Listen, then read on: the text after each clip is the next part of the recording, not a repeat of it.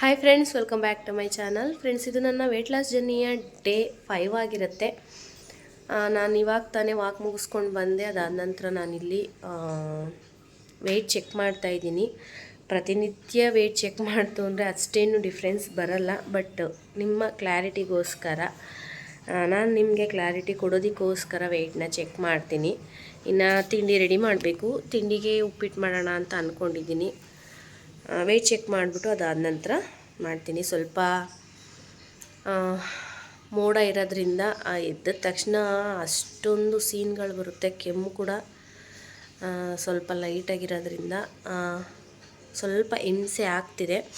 ಇನ್ನು weight check ಮಾಡ್ತೀನಿ, ನೋಡೋಣ ಎಷ್ಟಿದೆ ಇವತ್ತು ವೆಯ್ಟು ಅಂತೇಳಿ.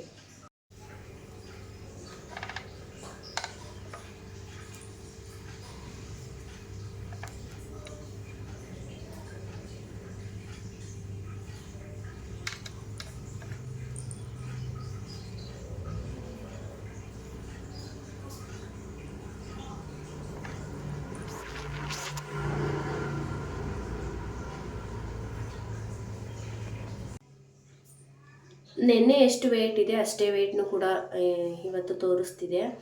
ಅಂದರೆ ಪ್ರತಿದಿನ ವೆಯ್ಟ್ನ ಚೆಕ್ ಮಾಡ್ತು ಅಂತ ಅಂದರೆ ಅಷ್ಟೇನು ಡಿಫ್ರೆನ್ಸ್ ಬರಲ್ಲ. ಹಾಗಾಗಿ 2-3 ಡೇಸ್ಗೊಂದ್ಸಲ, ವೀಕ್ಲಿ ಒಂದ್ಸಲ ಚೆಕ್ ಮಾಡ್ತು ಅಂದರೆ ನಮಗೆ ಡಿಫ್ರೆನ್ಸ್ ಗೊತ್ತಾಗುತ್ತೆ. ಅದಕ್ಕೆ ನಾನು ವೀಕ್ಲಿ 1 ಟೈಮ್ ಚೆಕ್ ಮಾಡ್ತಿದ್ದದ್ದು.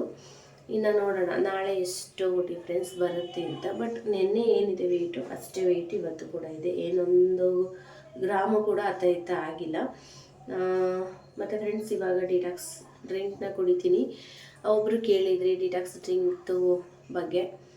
ತುಂಬಾ ಯೂಸ್ ಆಗುತ್ತೆ ಒಂದು ಡಿಟಾಕ್ಸ್ ಡ್ರಿಂಕ್ನ ತಗೊಳ್ಳೋದ್ರಿಂದ. ಆರಾಮಾಗಿ ನಮ್ಮ ಒಂದು ಫ್ಯಾಟ್ನ, ಏನು ಎಕ್ಸ್ಟ್ರಾ ಫ್ಯಾಟ್ ಅಂತ ಉಳಿಸ್ಕೊಂಡಿದ್ದೀವಿ ನಮ್ಮ ದೇಹದಲ್ಲಿ, ಆ ಒಂದು ಎಕ್ಸ್ಟ್ರಾ ಫ್ಯಾಟ್ನ ಬರ್ನ್ ಮಾಡ್ಬೋದು. ತುಂಬಾ ಸುಲಭವಾಗಿ ನಮ್ಮ ಫ್ಯಾಟ್ನ ಕರಗಿಸ್ಕೊತಾ ಬರ್ಬೋದು. ಅದಕ್ಕಾಗಿ ಈ ಒಂದು ಡ್ರಿಂಕ್ನ ಪ್ರಿಪೇರ್ ಮಾಡಿಕೊಂಡು ಕುಡಿತು ಅಂದರೆ ತುಂಬಾ ಒಳ್ಳೆಯದು. ಅದಕ್ಕೆ ನಾನು ಪೌಡರ್ ಮಾಡಿಟ್ಕೊಂಡಿದ್ದೀನಿ. ಬಾಯ್ಲ್ ಮಾಡಿ ಕುಡಿಯೋದಕ್ಕಿಂತ ಪೌಡರ್ ಮಾಡಿಟ್ಕೊಂಡ್ಬಿಡ್ತು ಅಂದರೆ ಆರಾಮಾಗಿ ಕುಡಿಬೋದು ಅಂತೇಳಿ. ಇನ್ನು ಜಸ್ಟ್ ಇನ್ನೊಂದು 2 ಡೇಸಲ್ಲಿ ನಾನು ಎಕ್ಸಸೈಸೆಲ್ಲ ಸ್ಟಾರ್ಟ್ ಮಾಡಬೇಕು ಅಂತ ಅಂದ್ಕೊಂಡಿದ್ದೀನಿ. ವಾಕಿಗೆಲ್ಲ ಅಭ್ಯಾಸ ಆಗಿದೆ, ಪರವಾಗಿಲ್ಲ. ಕಾಲುಗಳೆಲ್ಲ ನೋವು ಬರ್ತಿತ್ತು ಮುಂಚೆ ಸ್ಟಾರ್ಟ್ ಮಾಡಿದಾಗ. ಇವಾಗ ಅಷ್ಟೇನು ಪೇಯ್ನ್ ಇಲ್ಲ. ಪ್ರತಿನಿತ್ಯ ನಾವು ವೆಯ್ಟ್ನ ಚೆಕ್ ಮಾಡ್ತು ಅಂತ ಅಂದರೆ ಕೆಲವೊಂದು ಸಲ, ಯಾವಾಗಲೂ ಅಲ್ಲ, ಕೆಲವೊಂದು ಸಲ ನಮ್ಮ ನೆನ್ನೆ ವೆಯ್ಟ್ ಏನಿರುತ್ತೆ ಅದೇ ವೆಯ್ಟು ಇವತ್ತೊಂದು ದಿನವೂ ತೋರಿಸುತ್ತೆ. ಅಕಸ್ಮಾತ್ ಇವತ್ತಿದ್ದಂಥ ವೆಯ್ಟು ನಾಳೆ ಕೂಡ ತೋರಿಸುತ್ತೆ. ಕೆಲವೊಂದು ಸಲ ಚೇಂಜಸ್ ಆಗುತ್ತೆ. 2 ಡೇಸ್ 3 ಡೇಸ್ಗೊಂದು ಸಲ ಚೇಂಜಸ್ ಆಗುತ್ತೆ. ಒಟ್ಟಿಗೆನಾದರೂ ವೆಯ್ಟ್ ರೆಡ್ಯೂಸ್ ಆಗ್ಬೋದು. ಅಂದರೆ 2 ಡೇಸ್ 3 ಡೇಸ್ದು ಒಟ್ಟಿಗೆ ಒಂದು ಸಲ ವೆಯ್ಟ್ ಚೇಂಜ್ ಆಗಿ ತೋರಿಸ್ಬೋದು. ಇಲ್ಲ ಡೈಲಿ ಕೂಡ ತೋರಿಸ್ಬೋದು, ಗೊತ್ತಿಲ್ಲ. ಒಂದು ವೇಯಿಂಗ್ ಸ್ಕೇಲು ಆ ರೀತಿ ವರ್ಕ್ ಮಾಡ್ತಿದೆಯೋ ಏನೋ ಗೊತ್ತಿಲ್ಲ. ಬಟ್ ಪ್ರೆಸೆಂಟ್ ವೆಯ್ಟ್ ಎಷ್ಟಿದೆ ಅಷ್ಟನ್ನು ಮಾತ್ರ ತೋರಿಸ್ತಿರುತ್ತೆ.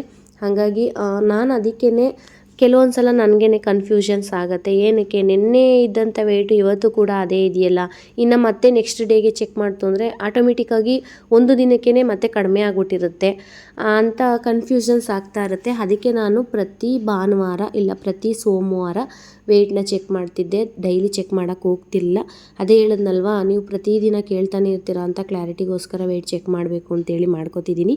ಇನ್ನು ನಾಳೆ ವೆಯ್ಟ್ ಎಷ್ಟು ಕಡಿಮೆ ಆಗಿದೆ ಅಂತ ಗೊತ್ತಾಗುತ್ತೆ. ಕಡಿಮೆ ಆಗಿದೆಯಾ, ಇಲ್ಲ ಅಷ್ಟೇ ಇದೆಯಾ, ಸ್ಟ್ರಕ್ ಆಗಿದೆಯಾ, ಇಲ್ಲ ಏನಾದರೂ ಸ್ವಲ್ಪ ಹೆಚ್ಚಾಗಿದೆಯಾ ವೆಯ್ಟು, ನಾನು ಮಾಡ್ತಾ ಇರೋದು ಸಾಕಾಗ್ತಿಲ್ಲ, ಈಗ ಫುಡ್ ಕಂಟ್ರೋಲ್ಗೆ ಅಡ್ಜಸ್ಟ್ ಆಗಿದ್ದೀನಿ, ಇನ್ನು ಎಕ್ಸಸೈಜ್ ವಾಕೆಲ್ಲ ಮಾಡ್ಕೋಬೇಕು, ನನ್ನ ಒಂದು ಜರ್ನಿನಲ್ಲಿ ಆ್ಯಡ್ ಮಾಡ್ಕೋಬೇಕು ಅನ್ನೋದು ಈ ಒಂದು ಟೈಮಲ್ಲಿ ಗೊತ್ತಾಗುತ್ತೆ. ಹಾಗಾಗಿ ನಾನು ನಾಳೆ ವೆಯ್ಟ್ ಚೆಕ್ ಮಾಡಿಬಿಟ್ಟು ಹೇಳ್ತೀನಿ ಏನು ರೀಸನ್ನು, ಇಲ್ಲ ಕಡಿಮೆ ಆಗಿದೆ ಇಲ್ಲ ಜಾಸ್ತಿ ಆಗಿದೆ ಅನ್ನೋದು ಕಂಪ್ಲೀಟಾಗಿ ಗೊತ್ತಾಗುತ್ತೆ. ಇನ್ನು ಬೆಳಿಗ್ಗೆ ತಿಂಡಿಗೆ ನಾನಿಲ್ಲಿ ಉಪ್ಪಿಟ್ಟು ಮಾಡೋಣ ಅಂದ್ಕೊಂಡೆ, ರವೆ ಉಪ್ಪಿಟ್ಟನ್ನ. ಬಟ್ ಟೈಮ್ ಆಗಿತ್ತು ಅಂತೇಳಿ ಅವಲಕ್ಕಿ ಉಪ್ಪಿಟ್ಟು, ಅದ್ರ ಜೊತೆಗೆ ಸ್ವಲ್ಪ ಮೊಸರು, ರೈಸ್ ಎಲ್ಲ ಇತ್ತು. ಅಂದರೆ ನೆನ್ನೆ ಉಳಿದಿದ್ದ ರೈಸ್ ಎಲ್ಲ ಇತ್ತು. ಅದರಲ್ಲಿ ಮೊಸರನ್ನ ಮಾಡಿ ಮತ್ತು ಅವಲಕ್ಕಿ ಉಪ್ಪಿಟ್ಟನ್ನು ಕೂಡ ಮಾಡಿದೆ. ಚಿಂಟು ಇವತ್ತು ಸ್ಯಾಟರ್ಡೇ ಆಗಿರೋದ್ರಿಂದ ಕ್ಲಾಸಿಗೆ ಹೋದ. ಬಟ್ ಅವನನ್ನು ಮಧ್ಯಾಹ್ನದ ಮೇಲೆ ನಾನು ನವೋದಯ ಟ್ಯೂಷನ್ಗೆ ಕರ್ಕೊಂಡೋಗಬೇಕು. ಹಾಗಾಗಿ ನಾವು ಸ್ಯಾಟರ್ಡೆ ಸಂಡೇ ಆಲ್ಮೋಸ್ಟ್ ಇವಾಗ ಬೈಕಲ್ಲೇ ಹೋಗ್ತಾಯಿದ್ದೀವಿ. ಬಸ್ಸಲ್ಲಿ ಅಷ್ಟಾಗಿ ಹೋಗ್ತಿಲ್ಲ. ಅಂದರೆ ಸ್ಕೂಲ್ಗೂ ಹೋಗ್ತಾನೆ, ಮತ್ತು ಸ್ಯಾಟರ್ಡೆ ಸಂಡೇ ಫ್ರೀ ಇರೋ ಟೈಮಲ್ಲಿ ಅವನಿಗೆ ಫ್ರೀ ಇರಲ್ವಲ್ಲ, ಸ್ವಲ್ಪ ಟಯರ್ಡ್ ಆಗುತ್ತೆ ಅವನಿಗೂ ಅಂತೇಳಿ ಗಾಡಿಯಲ್ಲೇ ಕರ್ಕೊಂಡೋಗಿದ್ದು. ಆರಾಮಾಗಿ ಕರ್ಕೊಂಡು ಬರ್ತೀವಿ, ಬಸ್ಸಲ್ಲಿ ಹತ್ತು ಇಳಿದು ಆಗಲ್ಲ ಅಂತೇಳಿ. ಇನ್ನು ಫ್ರೆಂಡ್ಸ್, ನಾನು ಅವಲಕ್ಕಿ ಉಪ್ಪಿಟ್ಟನ್ನ ತೊಗೊಳ್ಳಿಲ್ಲ. ಇಲ್ಲಿ ನಾನು ಒಂದು ಬೌಲು ಪಪ್ಪಾಯನ ತೊಗೋತಾ ಇದ್ದೀನಿ. ತುಂಬ ಜನಕ್ಕೆ ವೆಯ್ಟ್ ಲಾಸ್ ಜರ್ನಿನ ಸ್ಟಾರ್ಟ್ ಮಾಡಿದಾಗ ಅಂದರೆ ನನಗೂ ಕೂಡ ಸೇರಿಸೇನೆ ಸ್ವೀಟ್ ಕ್ರೇವಿಂಗ್ ಆಗುತ್ತೆ. ಆ ಟೈಮಲ್ಲಿ ಈ ರೀತಿ ಹಣ್ಣುಗಳನ್ನ ತಿಂತು ಅಂದರೆ ಸ್ವೀಟ್ ಕ್ರೇವಿಂಗು ಕೂಡ ಕಡಿಮೆ ಆಗುತ್ತೆ. ಅದಾದ ನಂತರ ಇದರಲ್ಲಿ ಕಡಿಮೆ ಕ್ಯಾಲೋರಿ ಇರೋದ್ರಿಂದ ಆರಾಮಾಗಿ ನಮ್ಮ ಒಂದು ವೆಯ್ಟ್ ಲಾಸ್ ಜರ್ನಿನಲ್ಲಿ ಎಲ್ಪ್ ಕೂಡ ಮಾಡುತ್ತೆ ಅಂತೇಳಿ ಒಂದು ಬೌಲು ಪಪ್ಪಾಯನ ತೊಗೋತಾ ಇದ್ದೀನಿ. ನೀವು ಬೆಳಗಿನ ತಿಂಡಿಗೆ ಪಪ್ಪಾಯನ ತಿಂತು ಅಂದರೆ ಸಾಕು. ಅಂದರೆ ನನ್ನ ಒಂದು ಡಿಟಾಕ್ಸ್ ಡ್ರಿಂಕ್ನ ಕುಡಿದು ಅದಾದ ನಂತರ ಮೆಂತ್ಯ ನೀರನ್ನ ತಗೊಂಡು ಅದಾದಮೇಲೆ ನಾನಿಲ್ಲಿ ಪಪ್ಪಾಯನ ತಿಂತಾಯಿದ್ದೀನಿ. ಅಂದರೆ ಇನ್ನೂ ಸ್ವಲ್ಪ ಮನೆ ಕೆಲಸಗಳಿತ್ತು, ಫ್ರೆಶ್ ಅಪ್ ಆಗೋದು ಲೇಟ್ ಆಯಿತು. ಪರವಾಗಿಲ್ಲ, ಬೆಳಗಿನ ತಿಂಡಿನ ಮುಗಿಸ್ಬಿಟ್ಟು ಕೆಲಸಗಳೆಲ್ಲ ಮಾಡಿ ಅದಾದ ನಂತರ ಸ್ನಾನ ಎಲ್ಲ ಮುಗಿಸ್ಕೊಳ್ಳೋಣ ಅಂತೇಳಿ ಮಾಡ್ತಾಯಿದ್ದೀನಿ. ಹೌಸ್ ವೈಫ್ ಅಂತ ಅಂದಾಗ ಸುಮಾರಷ್ಟು ಕೆಲಸಗಳು ಇರುತ್ತೆ ನಮಗೆ. ಅದ್ರ ನಡುವೆ ನಾವು ನಮ್ಮ ಒಂದು ವೆಯ್ಟ್ ಲಾಸ್ ಜರ್ನಿನ ಸ್ಟಾರ್ಟ್ ಮಾಡಿಕೊಂಡು ನಮ್ಮ ಡೈಲಿ ರೊಟೀನ್ನ ಕಂಪ್ಲೀಟ್ ಮಾಡ್ಕೋಬೇಕಾಗತ್ತೆ ಕಂಪಲ್ಸರಿ. ಕೆಲವೊಂದು ಸಲ ಈ ರೀತಿ ಮಿಸ್ ಆದಾಗ, ಸ್ಕಿಪ್ ಆದಾಗ ಫ್ರೆಶ್ ಅಪ್ ಆಗೇ ನಾವು ಬೆಳಗಿನ ತಿಂಡಿನ ತೊಗೋಬೇಕು, ರೊಟೀನ್ನ ಮುಗಿಸ್ಕೋಬೇಕು ಅಂತ ಏನಿಲ್ಲ. ಕೆಲಸಗಳು ಇಟ್ಕೊಂಡು ಫ್ರೆಶ್ ಅಪ್ ಆಗಿ ಅದಾದ ನಂತರ ಮತ್ತೆ ಕೆಲಸಗಳು ಮಾಡ್ತು ಅಂತ ಅಂದರೆ ನಮಗೆ ಒಂಥರ ಸಿಣಿ ಅಂತ ಅನಿಸುತ್ತೆ. ಜಸ್ಟ್ ಬ್ರಷ್ ಮಾಡಿ ಬೆಳಗಿನ ತಿಂಡಿ ಎಲ್ಲ ಮುಗಿಸ್ಕೊಂಡು ಅದಾದ ನಂತರ ಇನ್ನೂ ಉಳಿದಂಥ ಕೆಲಸಗಳೆಲ್ಲ ಮಾಡಿಕೊಂಡು ಫ್ರೆಶ್ ಅಪ್ ಆದರೆ ಓಕೆ, ಏನು ತೊಂದರೆ ಇಲ್ಲ. ಅಂದರೆ ಕೆಲಸಗಳು ಅಂತ ಅಂದರೆ ಒಂದೇ ಕೆಲಸ ಇರಲ್ಲ. ಯಾವುದೋ ಒಂದು ಕೆಲಸ ಮಾಡಿದ್ರೆ ನನ್ನ ಜವಾಬ್ದಾರಿ ಮುಗೀತು ಅನ್ನೋದಕ್ಕೆ ಒಂದು ಕೆಲಸ ಅಂತೇನಿರಲ್ಲ. ಪ್ರತಿಯೊಂದು ಕೆಲಸನ ನಾವೇ ಜವಾಬ್ದಾರಿ ವಹಿಸಿ ಮಾಡಬೇಕಾಗತ್ತೆ. ಹಾಗಾಗಿ ಟ್ರಿಕ್ಗಳನ್ನ ಬಳಸ್ಕೋಬೇಕು. ಅಲ್ಲಲ್ಲೇ ಟ್ರಿಕ್ಗಳನ್ನ ಬಳಸ್ಕೊಂಡು ನಾವು ಟೈಮ್ನ ಬ್ಯಾಲೆನ್ಸ್ ಮಾಡಿಕೊಂಡು ಫಟಾಫಟ ಅಂತ ಕೆಲಸಗಳೆಲ್ಲ ಮುಗಿಸ್ಕೊಬಿಡ್ತು ಅಂದರೆ ಆರಾಮಾಗಿ ಮುಗ್ದೋಗುತ್ತೆ. ಇನ್ನು ನಾನು ಮಧ್ಯಾಹ್ನಕ್ಕೆ ರವೆ ರೊಟ್ಟಿ ಮತ್ತು ಬೆಂಡೆಕಾಯಿ ಪಲ್ಯನ ಮಾಡ್ತಾಯಿದ್ದೀನಿ. ಅಂದರೆ ಸ್ವಲ್ಪ ಗೊಜ್ಜು ರೀತಿ ಮಾಡ್ತಾಯಿದ್ದೀನಿ, 2 ಟೈಮ್ಗೂ ಆಗಲಿ ಅಂತ, ಮಧ್ಯಾಹ್ನ ಮತ್ತು ನೈಟ್ಗೆ 2 ಟೈಮ್ಗೂ ಆಗಲಿ ಅಂತೇಳಿ. ಚಿಂಟುನ ಇವಾಗ ಟ್ಯೂಷನ್ಗೆ ಕರ್ಕೊಂಡು ಹೋಗಬೇಕು. ಅವನು ಕೂಡ ಇವತ್ತು ಸ್ಯಾಟರ್ಡೆ ಅಲ್ವಾ, ಕ್ಲಾಸಿಗೆ ಹೋಗಿದ್ದಾನೆ. ಕ್ಲಾಸಿಂದ ಕರ್ಕೊಂಡು ಬಂದು ಅದಾದ ನಂತರ ನಾವು ಅವನ್ನ ಟ್ಯೂಷನ್ಗೆ ಕರ್ಕೊಂಡು ಹೋಗಬೇಕು. ಹಾಗಾಗಿ 2 ಟೈಮ್ಗೂ ಆಗಲಿ ಅಂತೇಳಿ ಸ್ವಲ್ಪ ಬೆಂಡೆಕಾಯಿನ ಗೊಜ್ಜು ರೀತಿ ಮಾಡ್ಕೊಂಡಿದ್ದೀನಿ. ಸಂಜೆಗೆ ಮುದ್ದೆ ಮಾಡೋಣ, ಇವಾಗ ರೊಟ್ಟಿ ಹಾಕೊಳ್ಳೋಣ ಅಂತೇಳಿ. ಇನ್ನು ನಾನು ಕರ್ಮೀನ್ ಸಾಂಬಾರು ಮಾಡಿದ್ನಲ್ವ ನೆನ್ನೆ, ಅದು ಸ್ವಲ್ಪ ಉಳಿದಿತ್ತು. ನೆಗಡಿಗೆ ಸರಿ ಹೋಗುತ್ತೆ ಅಂತೇಳಿ ರೊಟ್ಟಿಗೆ ಕಾಂಬಿನೇಷನ್ ಆಗಿ ಕರ್ಮೀನ್ ಸಾಂಬಾರನ್ನ ತೊಗೋತಾ ಇದ್ದೀನಿ. ಮತ್ತು ಫ್ರೆಂಡ್ಸ್, ಒಬ್ಬರು ಕಮೆಂಟಲ್ಲಿ ನನ್ನ ಫಾಸ್ಟಿಂಗ್ ಮಾಡ್ತಿದ್ದೀರಾ ಅಂತ ಕೇಳಿದ್ರು. ಅಂದರೆ ಇಂಟರ್ಮಿಟಿಕ್ ಫಾಸ್ಟಿಂಗ್ನ ಸ್ಟಾರ್ಟ್ ಮಾಡ್ಕೊಂಡಿದ್ದೀರಾ ಅಂತಲೂ ಕೂಡ ಕೇಳಿದ್ರು. ಇಲ್ಲ, ನಾನು ಇನ್ನೂ ಫಾಸ್ಟಿಂಗ್ನ ಸ್ಟಾರ್ಟ್ ಮಾಡಿಲ್ಲ. ಫಸ್ಟಿಗೆ ನಾವು ಡಯೆಟ್ನ ಸ್ಟಾರ್ಟ್ ಮಾಡ್ತಾಯಿದ್ದೀವಿ, ಬಿಗಿನರ್ಸ್ ಆಗಿರ್ತಿತ್ತು ಅಂದರೆ. ಇಲ್ಲ ಅಂದರೆ ಆಲ್ರೆಡಿ ವೆಯ್ಟ್ ಲಾಸ್ ಮಾಡ್ಕೊಂಡಿದ್ದೀವಿ, ಮಧ್ಯದಲ್ಲಿ ಗ್ಯಾಪ್ ಕೊಟ್ಟು ಮತ್ತೆ ಹೊಸ್ದಾಗಿ ಸ್ಟಾರ್ಟ್ ಮಾಡ್ಕೋತಾ ಇದ್ದೀವಿ ಅಂದಾಗ ಫಾಸ್ಟಿಂಗನ್ನು ಮಾಡೋದಕ್ಕೆ ಹೋಗಬಾರ್ದು. ಏನಕ್ಕಂತಂದರೆ ಗ್ಯಾಪ್ ಇರುತ್ತೆ. ಇಲ್ಲಾಂದರೆ ಹೊಸ್ದಾಗಿ ವೆಯ್ಟ್ ಲಾಸ್ ಜರ್ನಿನ ಸ್ಟಾರ್ಟ್ ಮಾಡ್ಕೊಂಡಿರ್ತೀವಿ, ನಮಗೆ ಎಲ್ಲನೂ ಅಡ್ಜಸ್ಟ್ ಮಾಡ್ಕೊಳ್ಳೋದಕ್ಕೆ ಸ್ವಲ್ಪ ಕಷ್ಟ ಆಗುತ್ತೆ. ಮತ್ತು ತೀರಾ ನಾವು ಒಂದು ರಿಸ್ಟ್ರಿಕ್ಷನ್ನ ಹಾಕೋಬಿಡ್ತು ಅಂತ ಅಂದರೆ ಹೆಲ್ತ್ ಅಪ್ಸೆಟ್ ಅನ್ನೋದು ಕೂಡ ಆಗುತ್ತೆ. ಸಡನ್ನಾಗಿ ಎಲ್ಲನೂ ಬಿಡ್ತು ಅಂತ ಅಂದರೆ ಹೆಲ್ತ್ ಅಪ್ಸೆಟ್ ಅನ್ನೋದಾಗುತ್ತೆ. ಫಾಸ್ಟಿಂಗ್ಗೆ ಅದರದ್ದೇ ಆದಂಥ ರೂಲ್ಸ್ಗಳಿದೆ, ಅದನ್ನು ಫಾಲೋ ಅಪ್ ಮಾಡಿಕೊಂಡು ಮಾಡಬೇಕು. ಅದನ್ನು ಫಾಲೋ ಅಪ್ ಮಾಡ್ಕೊಳ್ಳೋದಕ್ಕೆ ಫಸ್ಟಿಗೆ ನಾವು ವೆಯ್ಟ್ ಲಾಸ್ ಜರ್ನಿನ ಸ್ಟಾರ್ಟ್ ಮಾಡಿಕೊಂಡು ಫುಡ್ ಕಂಟ್ರೋಲ್ ಮಾಡಿಕೊಂಡು ಅದಾದ ನಂತರ ನಮ್ಮ ಒಂದು ದೈಹಿಕ ವ್ಯಾಯಾಮಗಳನ್ನ ಅಭ್ಯಾಸ ಮಾಡಿಕೊಂಡು ಅದಾದಮೇಲೆ ನಾವು ಅದಕ್ಕೆಲ್ಲ ಅಡ್ಜಸ್ಟ್ ಆದಮೇಲೆ ಒಂದು ಸ್ವಲ್ಪ ವೆಯ್ಟ್ ಎಲ್ಲ ರೆಡ್ಯೂಸ್ ಆದಮೇಲೆ ನಮಗೆ ಸ್ವಲ್ಪ ಕಾನ್ಫಿಡೆಂಟ್ ಲೆವೆಲ್ ಜಾಸ್ತಿ ಆಯಿತು ಅಂತ ಅಂದರೆ ನಾನು ಫುಡ್ ಕಂಟ್ರೋಲ್ನ ಮಾಡಬಲ್ಲೆ, ಎಲ್ಲನೂ ಕೂಡ ಹಿಡಿತದಲ್ಲಿ ಇಟ್ಕೋಬಲ್ಲೆ, ಏನನ್ನೂ ತಿನ್ನಬೇಕು ಅಂತ ಅನಿಸಲ್ಲ ಅದನ್ನೆಲ್ಲ ಹಿಡಿತದಲ್ಲಿ ಇಟ್ಕೋಬಲ್ಲೆ, ನನ್ನನ್ನು ನಾನು ಕಂಟ್ರೋಲ್ ಮಾಡ್ಕೋತೀನಿ ಅನ್ನೋ ಒಂದು ಲೆವೆಲ್ಗೆ ರೀಚ್ ಆದಮೇಲೆ ಫಾಸ್ಟಿಂಗ್ನ ಸ್ಟಾರ್ಟ್ ಮಾಡಬೇಕು. ಫಾಸ್ಟಿಂಗ್ ಮಾಡುವಾಗ ದಿನದಲ್ಲಿ 24 ಗಂಟೆ ಇತ್ತು ಅಂದರೆ 12 ಗಂಟೆ ಊಟ ಮಾಡೋದು, 12 ಗಂಟೆ ಹಸ್ಕೊಂಡಿರೋದು. ಇಲ್ಲ ಅಂದರೆ 14 ಗಂಟೆ ಹಸ್ಕೊಂಡಿದ್ದು ಇನ್ನು ಉಳಿದಂಥ 10 ಗಂಟೆಗಳ ಕಾಲ ಟೈಮಲ್ಲಿ ನಾವು ಊಟ ಮಾಡೋದು. ಇಲ್ಲ ಅಂದರೆ 16 ಗಂಟೆಗಳ ಕಾಲ ಹಸ್ಕೊಂಡಿದ್ದು 8 ಗಂಟೆಗಳ ಕಾಲ ಊಟ ಮಾಡೋದು. ಈ ಥರ ಅದರದ್ದೇ ಆದಂಥ ರೂಲ್ಸ್ಗಳಿದೆ, ಅದನ್ನೆಲ್ಲ ಫಾಲೋ ಮಾಡಬೇಕಾಗತ್ತೆ.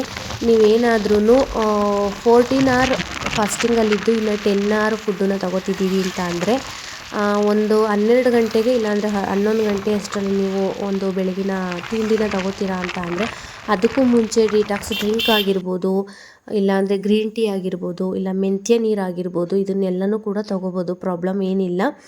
ಇನ್ನು ಫಾಸ್ಟಿಂಗ್ನ ಬ್ರೇಕ್ ಮಾಡಬೇಕಾದ್ರೆ ಅಂದರೆ ಊಟ ಮಾಡ್ತಿದ್ದೀರಾ ನೀವು ಇನ್ನೊಂದು ಅವರ್, ಹಾಫ್ ಆನ್ ಅವರ್ ಬಿಟ್ಟು ಅಂದಾಗ ಅದಕ್ಕೂ ಮುಂಚೆ ಒಂದು ಹಣ್ಣು ಇಲ್ಲ ಒಂದು ಎಳ್ನೀರು ಇಲ್ಲ ಏನಾದರೂ ಒಂದು ಫ್ರೂಟ್ ಜ್ಯೂಸ್ ತೊಗೊಂಡು ಫಾಸ್ಟಿಂಗ್ನ ಬ್ರೇಕ್ ಮಾಡಿ ಫಸ್ಟಿಗೆ ಅದಾದ ನಂತರ ನೀವು ಫುಡ್ಡನ್ನು ತೊಗೋಬೇಕಾಗತ್ತೆ. ಏನಕ್ಕಂತ ಅಂದರೆ ಒಂದು ಇಂಟರ್ಮಿಟಿಕ್ ಫಾಸ್ಟಿಂಗ್ ಅಂತ ಅಂದರೆ ಸುಮಾರಷ್ಟು ಕಾಲ ಉಪವಾಸ ಇದ್ದು, ಅಂದರೆ ಸುಮಾರು ಗಂಟೆಗಳ ಕಾಲ ಉಪವಾಸ ಇದ್ದು ಸ್ವಲ್ಪ ಗಂಟೆಗಳು ಮಾತ್ರ ನಾವು ಊಟನ ಸೇವನೆ ಮಾಡ್ತೀವಿ. ಹಾಗಾಗಿ ಹಸ್ಕೊಂಡಿರ್ತೀವಲ್ಲ, ಸಡನ್ನಾಗಿ ಹೊಟ್ಟೆಗೆ ಊಟ ಕೊಟ್ಟಾಗ ಸುಸ್ತು ಅನ್ನೋದಾಗತ್ತೆ.